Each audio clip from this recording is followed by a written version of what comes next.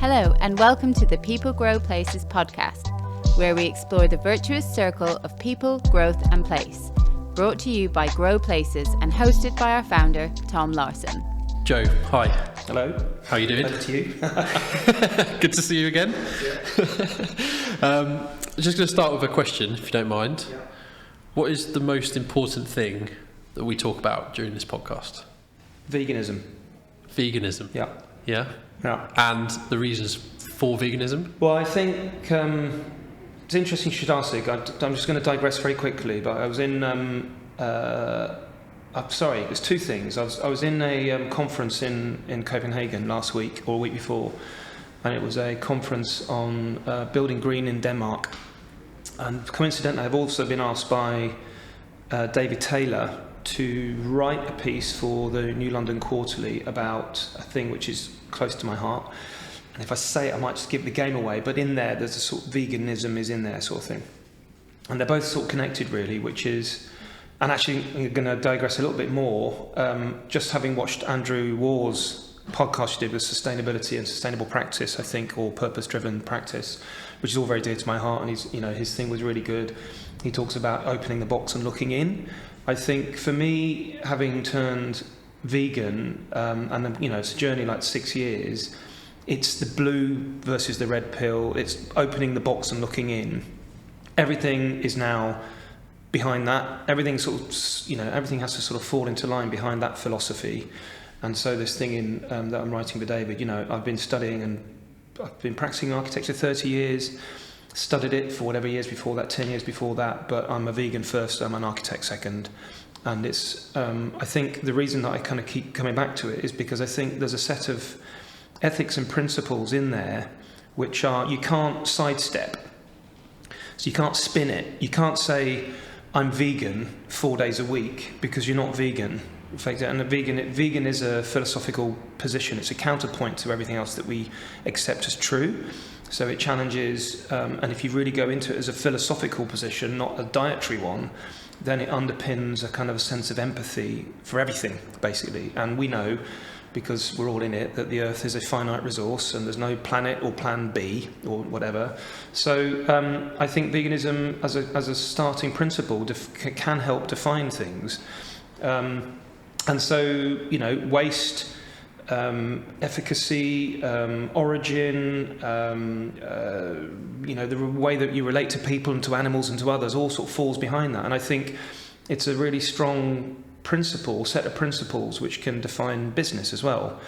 So, if you're the reason that you're vegan is that you don't want to cause harm to others, then that's quite nice, isn't it? Just as a starting point, I'd rather through my process not cause harm to anything or anything else. It's a very high ambition, and it's not, I'm not suggesting that I'm perfect or veganism is perfect or that our practice is perfect. But that's the bar you set, and try to define everything through that logic, I think, is why it's important to me. And I think it probably annoys quite a few people. I think as soon as you say it, people sort of do a bit of, kind of like eyes glaze over and start shuffling about a bit nervously and looking elsewhere and trying to work out how to get out the conversation. Or they do another thing, which is they talk about how they only eat meat 4 times a week, sort of thing. It's like this whole continuous... What you end up with is a wave of excuse and counterposition and, meandering around the subject rather than getting stuck in.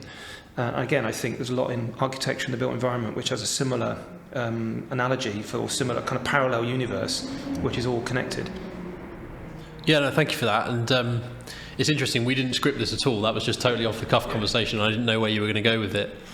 But it's really interesting because, if I'll just bring it back to the built environment for a second, because your purpose is very clear and you kind of ooze that in everything that you do in your work and everything else. And so do you feel like the veganism has kind of enhanced that, and do you feel like it's kind of all one thing for you then? It's all one thing, yeah. So as you know, the space that we're sitting in now, and everything you can't see on the camera, but in front of us a whole series of studies around circularity and materials, and there's a carbon conversation, there's a circularity conversation. As you know, next door through the wall, we opened part of the business, or connected to the business as a sister business, which is Edit, a sort of vegan restaurant which we kind of cohabit the space with. Those two conversations, so these materials here and those materials there, it's the same conversation. So, you know, we're talking about where do the materials come from, who grew them, how did they grow them, what were the conditions, was anyone exploited through the process of growing those materials, be it a brick, a bit of wood, or a potato, for example. How did the potato then get stored? How did it find its way into this thing? How much potato or wood do you need, and then what do you do with the waste? It's exactly the same conversation. And I think, you know, doing it, and in some ways exploring, I guess, a dish through a vegetable is a much more limited, on the face of it, exercise. But actually, if you celebrate and liberate the potato, there's the challenge.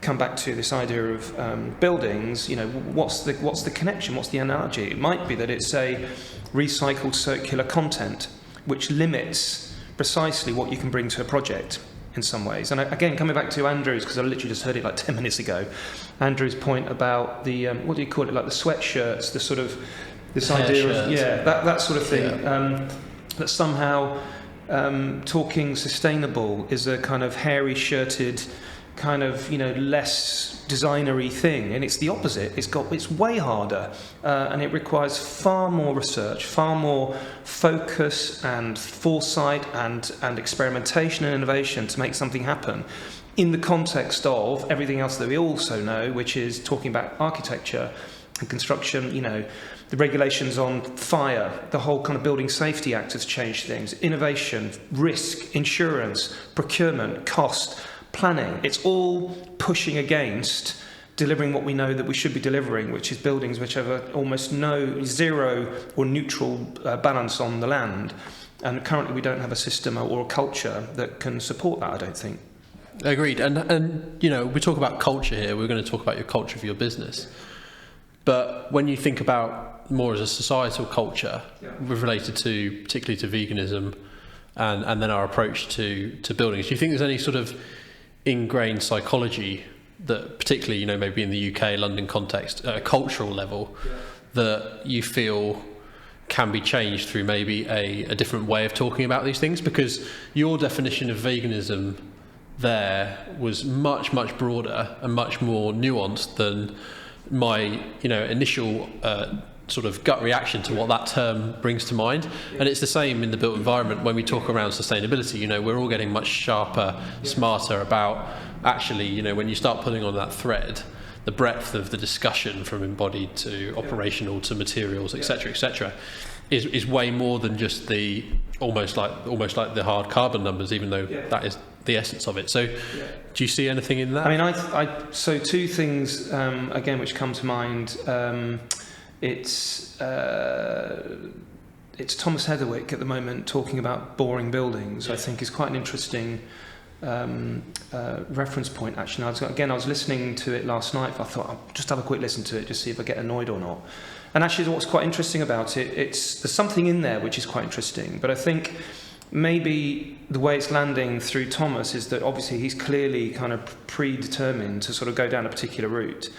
I think if you sort of dial it back and say something more like the necessity for buildings to perhaps be a little bit less perfect aesthetically, to be, you know, to celebrate ugliness perhaps, or you know, celebrate palimpsest, kind of age and time and kind of stuff and kind of, you know, erosion and you know, crumbliness is all quite important. I think maybe it's not the public that maybe we want to start. I mean, if you think about the sort of the you know, building offices, for example, we'll just start there. I mean, we just won, you know, a nice award a week ago, so we're kind of like one of the best, apparently, by, you know, one organisation at building offices. And I was trying to think, what is it that they're looking at, they're seeing in our portfolio? And I think one thing we do talk a lot about is, which I think people are doing, which is challenging a sort of status quo.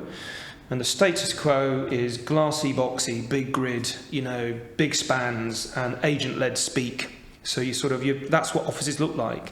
And it's quite difficult to break down that rigid stereotype about what an office and what a user occupier is looking for. So you have to keep pushing and pushing and pushing at it. And you're trying to change, and I think it's a slow process, and we could probably talk about the speed in which we have to change shit. But it's a slow process to convince project to project through demonstrating and kind of real life experience of a completed thing why we need to go on a journey, why the journey needs to go in this direction. And we don't particularly have time, but the talking about it is important. And I think it's the same thing with the whole back to veganism. It's like talking about food and talking about the ethics of food and how that affects you and how your decisions affect me is the same as that discussion about agents and grids, for example. I think they seem to my mind, you could almost change the language and swap them around and the output is the same, almost the outcome of that conversation is the same. And so would you class yourself as quite a kind of introspective person then, in terms of some of these sort of narratives about feelings of responsibility and sort of doing the right thing? And Yeah, so Ellie and I, my wife, she's an architect, restaurateur, and I don't know about you, but I've got myself into this sort of cycle where I'm just like sort of doom mongering constantly. It's like finding me. There's a Joe algorithm out there somewhere on all the platforms, which is just sending me all the doom and all the gloom, and I read it and I can't stop reading it, and I become increasingly frustrated, increasingly desperate. Again, I guess, this thing that you're doing, how much influence and change can you make through it? It's like finding the right people to talk to, getting the message that you want somehow out of it, putting it in a format that people can find it, putting it in a place that people can sort of, find it as well and be bothered to listen to it. And that one person might be changed or not.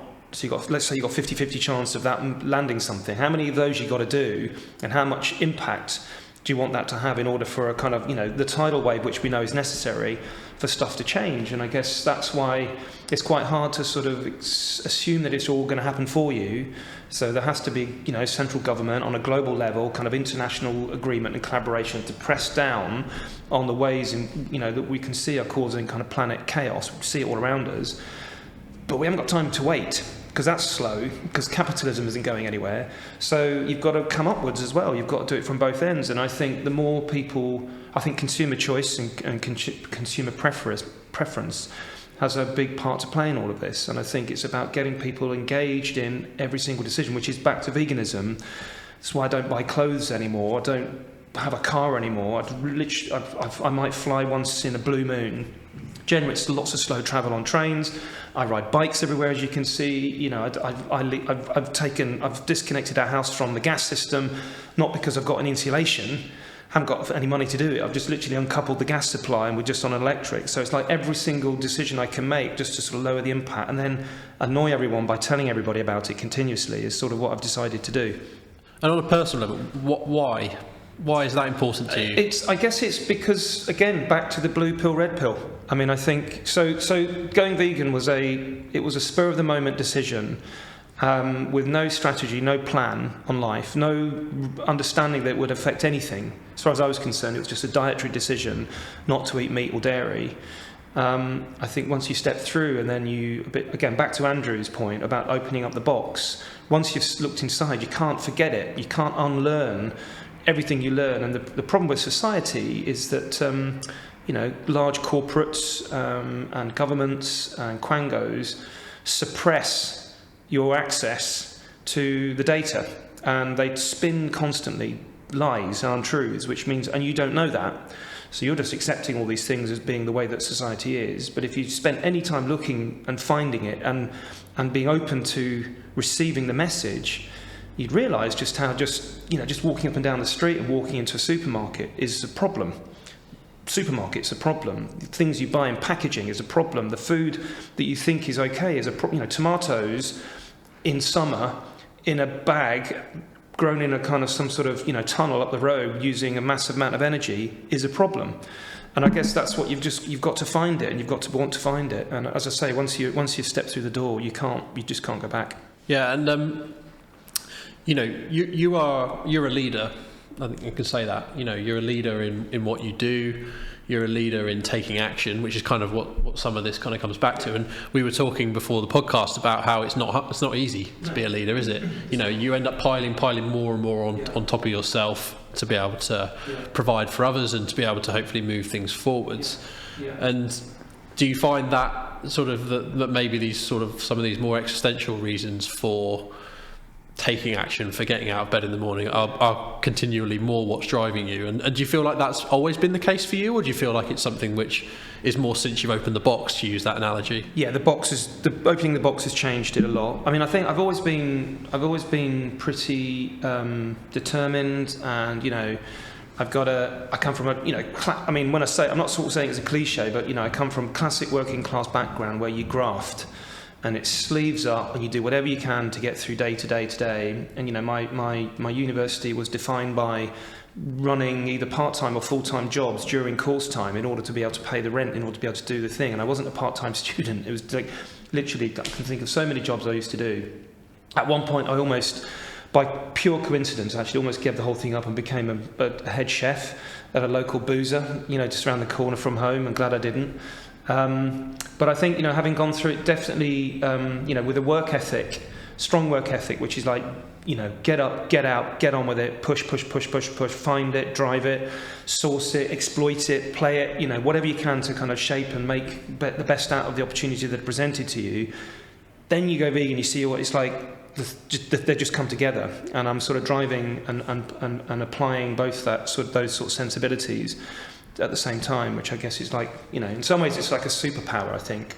But it's maybe it's more like The Boys, which is, rather than sort of Superman, it's like slightly chaotic, a bit dysfunctional, a bit all over the place, and a bit like this conversation. Maybe it's not quite what you wanted, but we're landing where we're landing through this conversation, that it comes out in an unexpected way, and then you have to we'll find a way of double taking all the way round and come back to bricks at some point, in some ways, and we'll talk about building or something. No, well, this to be honest, this is exactly what I wanted, because as I say, although I didn't know where you were going to take that first question, I'm so glad you didn't take it straight into buildings, because a big part of this for me is providing a platform to amplify the people behind the projects and the work that goes on. And I think that that leads on to something else I was going to discuss with you, actually, is that particularly architecture, the built environment, can sometimes feel slightly in an ivory tower, slightly detached, or very detached from what goes on the street.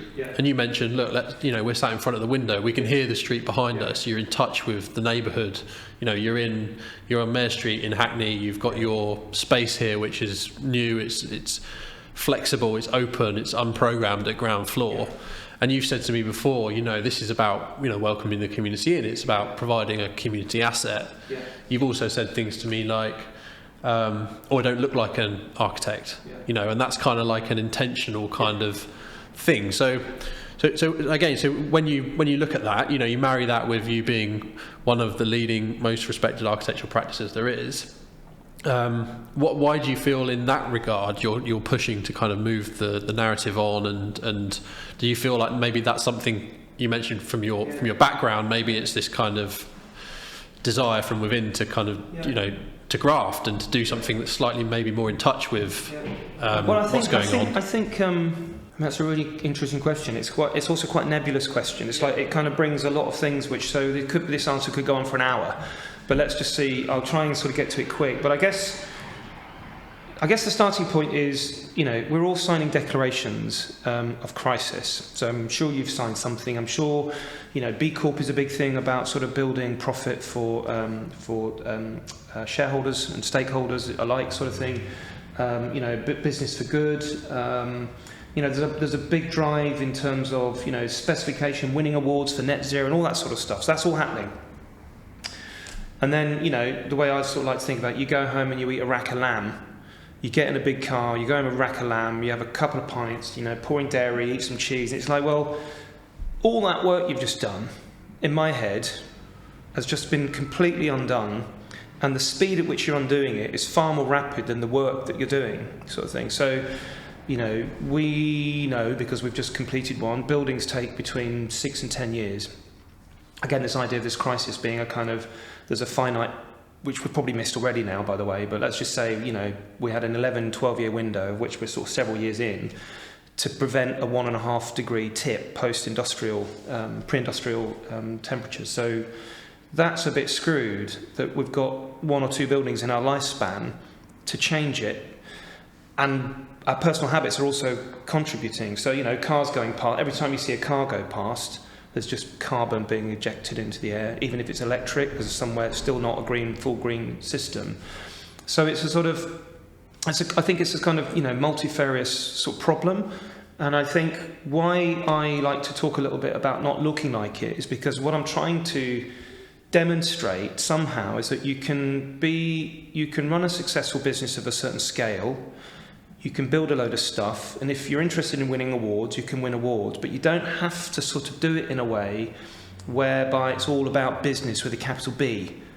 And I'm a business person, I'm a successful business person, it's about turnover, it's about people, it's about awards, it's about amount of buildings, it's about self-accolade, it's about living the dream, it's about flying everywhere, building big, it's not that. You should be doing it the absolute opposite way, which is sort of ground up principles of people and community, and understanding that everything that you do, every action that you take has the butterfly effect. It has a consequence somewhere, somehow. You don't know what it's going to do, but it's definitely doing it.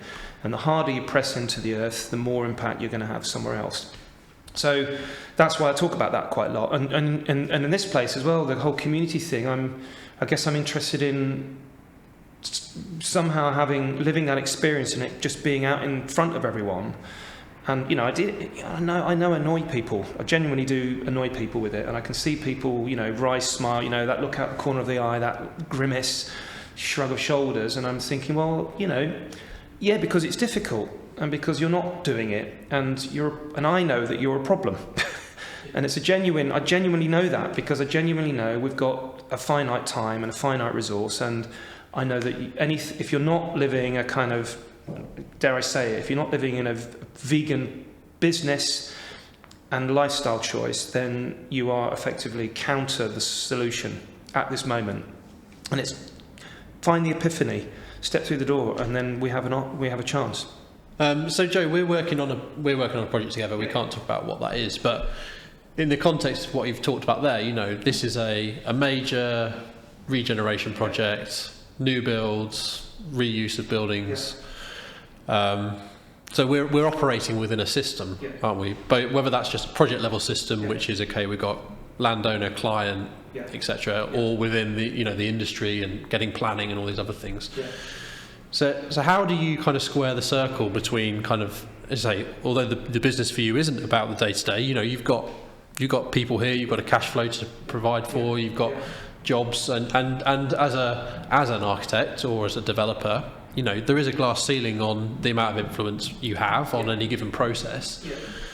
So how do you see that, in terms of where your head's at, in terms of where we need to get to versus maybe what the briefs or the ambitions about where we are today in terms of some of the actual project relationships? I think that's such a complex question as well. Back to my point really, that we can't save it quick enough. What's the saying?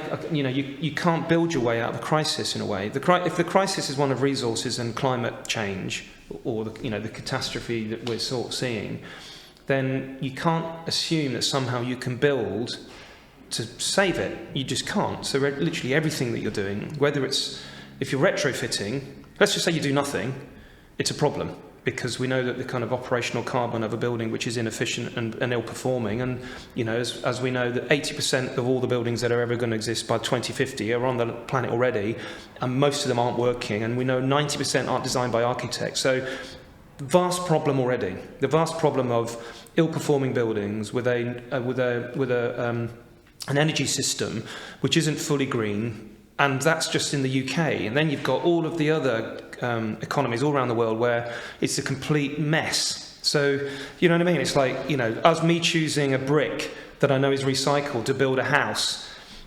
literally doesn't even get a look in anywhere. So, I mean, it's that vast a problem. I don't know. I guess with this building that we're working on, which, by the way, when it does come out, is epic. I mean, it's so epic, and it's literally once in a lifetime kind of opportunity to do something. I think we've got to apply a slightly different sensibility to it, knowing that that's the reality, is that people still need houses. And again, back to Andrew's point about it's a cost and quantum argument first and environment second. it ain't. It's the other way. It is the other way around. And any authority that says, "Oh, I'm just pro-housing," detriment to everything else, that's clearly a problem, because that isn't sustainable. So we have to sort of deliver both. I think in what we're doing on this project, I think we're genuinely trying to do both. I think we're genuinely trying to build contextually, build in a green way with the best innovation that we have. Luckily, we're not demolishing anything at this moment, so effectively it's like a brownfield site that we get to build on. So we start from base principles of reduce the amount of carbon in the structure, really good performance, orientation and form factor, try and find the best materials within a certain time frame and a certain area distance in order to build with a low carbon footprint. Make sure that your operational systems basically kind of drive the carbon down, etc., etc., etc., whilst delivering meaningful, characterful, long-term vision, sustainable places is what we're trying to do. And I think that's what this project is all about. And when there's an existing structure on site, sweat it as hard as you can and keep as much of it, if not all of it, is what you do. Yeah, no, I agree. And I agree, actually, this project's, all the building places are there for us all to do something really amazing. Yeah. So, let's see where that goes. And so more broadly from that then, so if you've got very clear mission, you've got very clear values, you're going in a direction. If you were writing your own brief, and I don't mean like in terms of office versus housing, I mean in terms of the philosophical feel of the brief to enable you to do your best work. Yeah. Is there anything that you feel you'd love to see in a brief that would enable you to kind of break that glass ceiling in terms of some of these ambitions? I mean, I think, again, really, it's a question that's like got lots of sides to it. And I think, what's the first thing which comes into mind with the time frame that we have? And I was thinking that, again, in this conference I was in Copenhagen, someone asked me a similar sort of question about what do you say to your clients? And there are a lot of them which can drive the change. And I think the thing that I'm sort of playing with at the moment, and I don't quite know, if I'm really honest with you, what it actually means, other than I've got an inkling. This idea of slow architecture, slow design. Slow the whole thing down. I think it's, in my head, it's a sort of... Sorry, I'm going to digress a little bit more as well. The reason why the slowness is important is because slowness, this idea of being slow and slowing things down feels like it's part of a journey. So if you're travelling on a train, a slow journey, it allows you to reflect.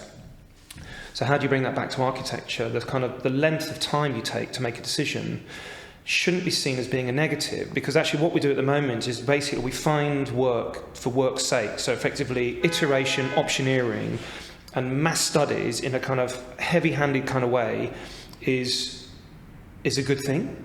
It's also an inefficient thing.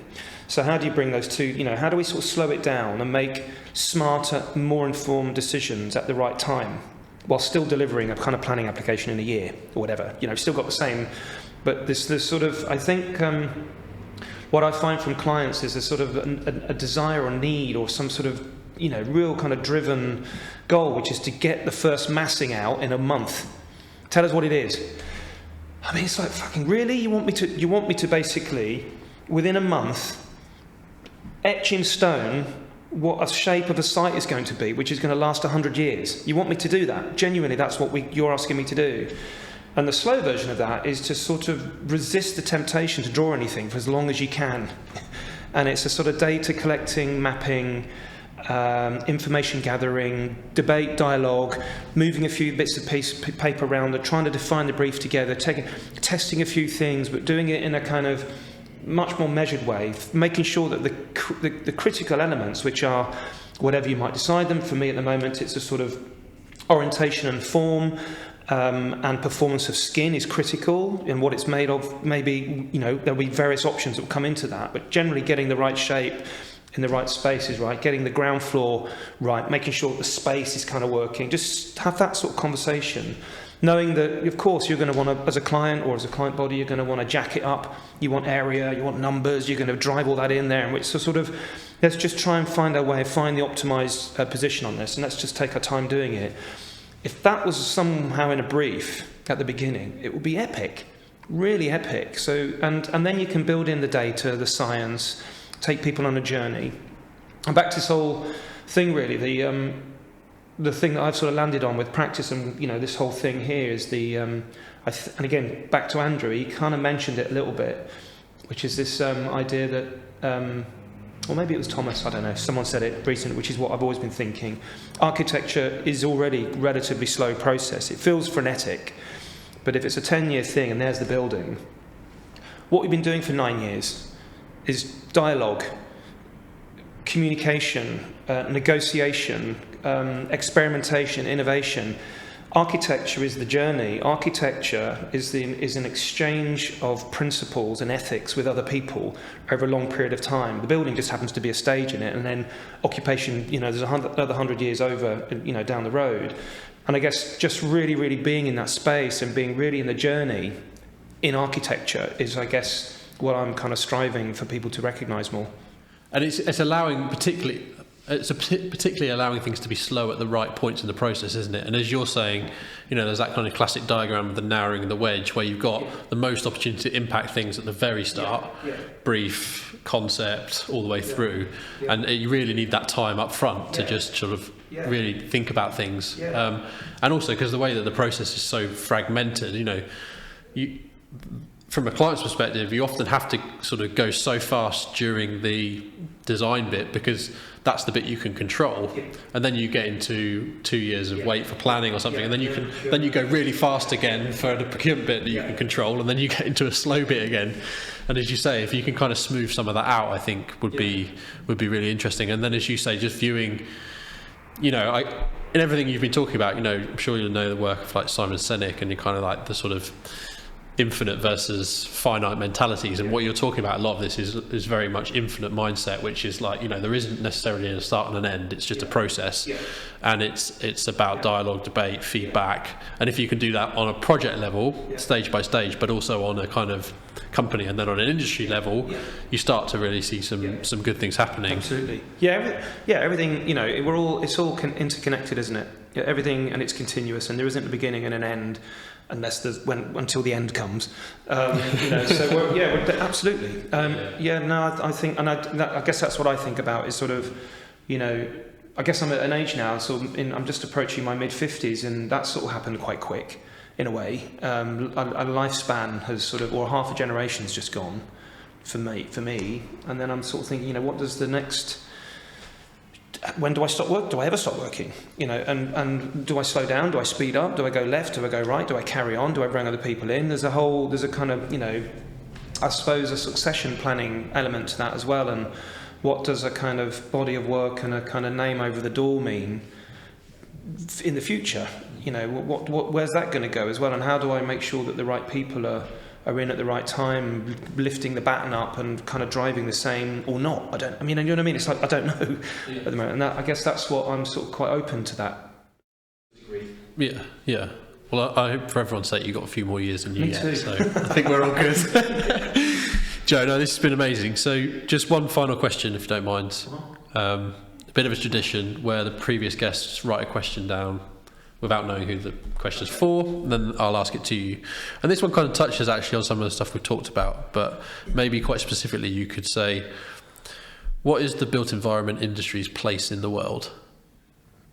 Oh, right. Centrally.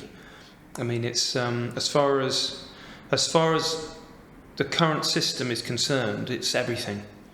And it has a undoubted, extraordinarily complex responsibility to extend and expand humanity and to protect nature at the same time. A really complicated thing, a super complicated responsibility. And I think closing, you've mentioned before, if you've sort of had these kind of existential questions about, well, if I'm a vegan, can I even be designing and building buildings? And I think that kind of answers your own question there. It's that it is fundamental to it. So we have to engage with these things. We have to be at the front of the industry and trying to do what we can in the here and now to make things better, really. Yeah, absolutely. Good. All right, Joe. Thanks for your time. Pleasure. Appreciate it. Thank you. Cheers. Thank you for listening to the People Grow Places podcast. For more information, visit growplaces.com. And follow us at We Grow Places across all social channels. See you next time.